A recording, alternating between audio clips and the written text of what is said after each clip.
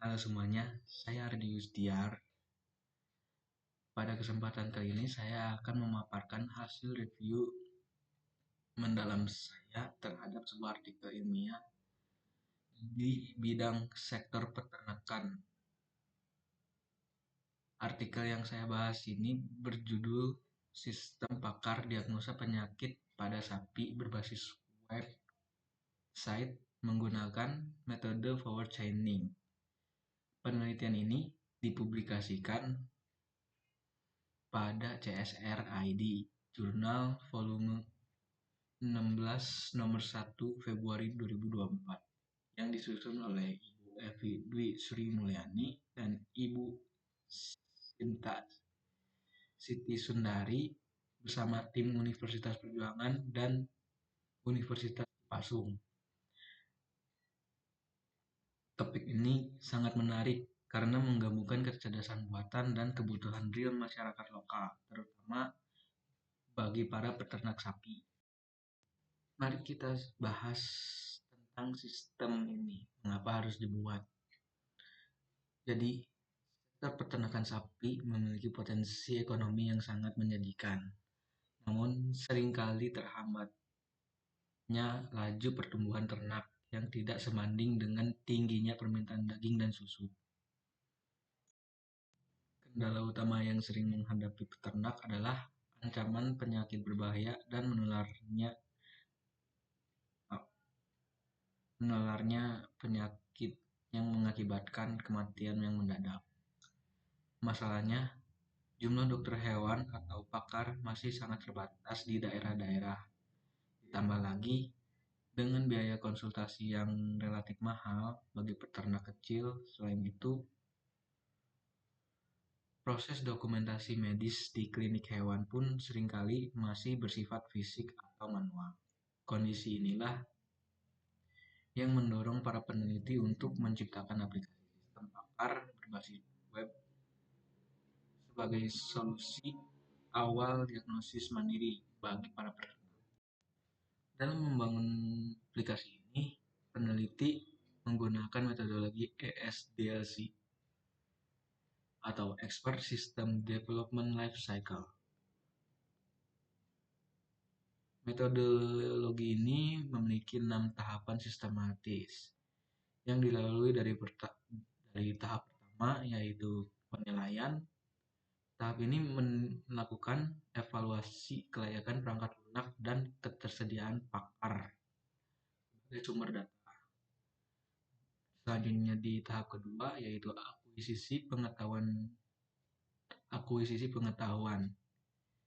Di tahap ini, peneliti melakukan wawancara langsung dengan pakar untuk mendapatkan basis pengetahuan berupa jenis penyakit, gejala, hingga cara penanganannya. Tahap ketiga yaitu desain.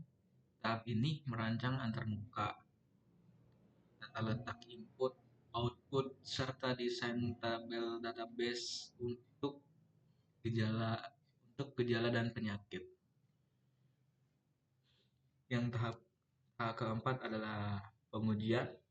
Tahap ini memvalidasi sistem apakah sudah sesuai dengan pengetahuan pakar dan menggunakan metode black box. Yang kelima dan keenam merupakan tahap dokumentasi serta pemeliharaan sistem secara berkala. Pendekatan ini memastikan bahwa aplikasi itu dari tahapan tersebut, pendekatan ini memastikan bahwa aplikasi yang dihasilkan tidak hanya sekedar kode program, tapi benar-benar mewakili pemikiran bagi seorang ahli. Selanjutnya, kita akan membahas apa saja yang ada dalam sistem kecerdasan buatan ini, tentang sistem pakar ini. Yang pertama, di sini kita akan membahas forward chaining.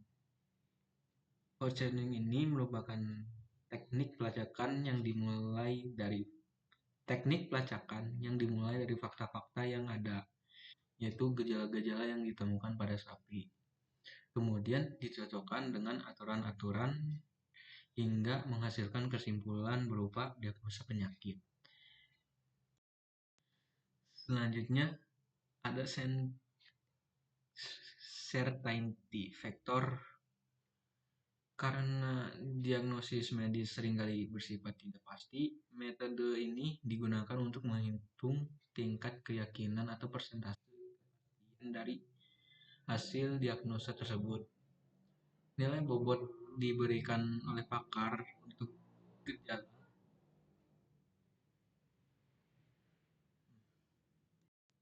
Nilai bobot diberikan oleh pakar untuk setiap gejala. Misalnya pada pengujian penyakit Brucella abortus dengan gejala demam tinggi dan penurunan nafsu makan, sistem mampu menghasilkan tingkat keyakinan sebesar 53% berdasarkan perhitungan matematis metode ini.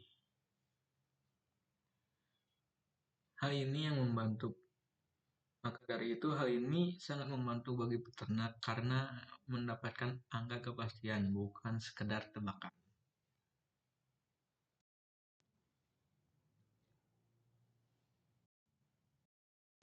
Setelah mengimplementasikan metode forward chaining dan certainty factor, sistem ini memiliki basis pengetahuan yang cukup komprehensif. Terdapat 8 jenis penyakit yang dideteksi, dari antraks, surat, hingga fasciolosis atau cacing hati. Masing-masing penyakit juga dilengkapi dengan informasi penyebab seperti bakteri Bacillus anthracis atau virus picorna. Secara antarmuka, aplikasi dirancang cukup intuitif. Pengguna cukup masuk ke menu utama, mengisi biodata, dan kemudian memilih gejala-gejala dari daftar yang tersedia.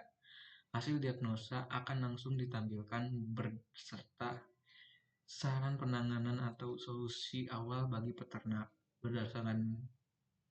Berdasarkan pengujian black box, fitur-fitur seperti manajemen data gejala, data penyakit, dan login admin semuanya dinyatakan berhasil dan berjalan sesuai harapan. Maka itulah pembahasan kali ini. Sebagai kesimpulan, penelitian ini berhasil membuktikan bahwa sistem pakar dapat menjadi asisten digital yang sangat membantu dalam pengambilan keputusan klinis pada hewan ternak.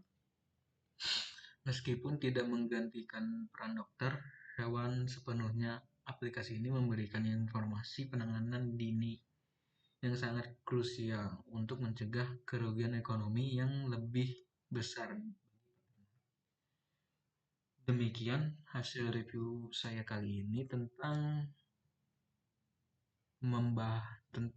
sistem pakar diagnosis penyakit sapi ini. Semoga pemaparan ini bermanfaat, khususnya yang tertarik di dunia AI. Dan saya Ardi Ustiar, pamit untuk diri. Terima kasih atas perhatiannya.